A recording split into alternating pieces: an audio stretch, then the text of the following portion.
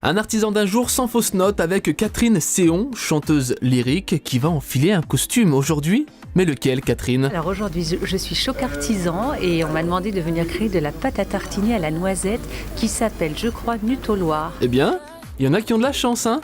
Et puis en plus, on a appris que vous étiez gourmande, hein. Mais rassurez-vous, on ne dira rien. Allez, pendant que vous vous changez, on va prendre des informations sur l'entreprise qui est basée du côté de Sivins. La chocolaterie Charles Chocolat Artisan a été vraiment spécialisée en 2009 sur la fabrication de pâte à tartiner, avec comme simple objectif de dire qu'on pouvait fabriquer de la pâte à tartiner de manière saine, naturelle et artisanale. Ça donne l'eau à la bouche, hein. Tout ça, en tout cas, j'en connais une qui est déjà derrière les fourneaux et qui a l'air très concentrée. Alors, Catherine, comment on fait une pâte à tartiner? Catherine? Ah, bon, Pierre-Jean. Donc elle a commencé par peser ses différents ingrédients, comme quand on fait un gâteau ou de la pâtisserie à la maison.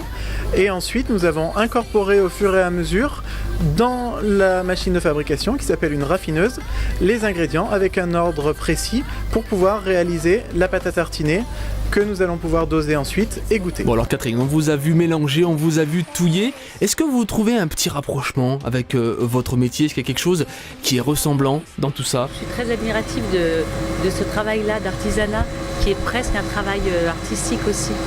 Parce que j'imagine qu'effectivement les saveurs, etc., c'est très subtil pour faire les dosages, etc. Et pour moi, c'est presque de l'art. Je trouve ça très émouvant parce que j'imagine aussi que c'est un travail de tous les instants pour faire ça. Et oui, un travail de tous les instants, comme votre voix. Pardon. On vous sent frustré, non? On a envie de goûter comme quand on est enfant et qu'on fait des gâteaux de la pâtisserie, qu'on met les doigts dedans et qu'on lèche. Et oui, mais nous ne pouvons pas faire ça car sinon il n'y aurait plus de produits et en plus de ça, l'hygiène ne serait pas d'accord. Nous allons passer à un autre atelier, la torréfaction des noisettes. Et apparemment la machine ne sert pas qu'à torréfier. J'imagine qu'il doit faire frais pour la conservation des aliments et puis pour l'hygiène. Du coup, je me colle contre le torréfacteur de noisettes pour avoir chaud.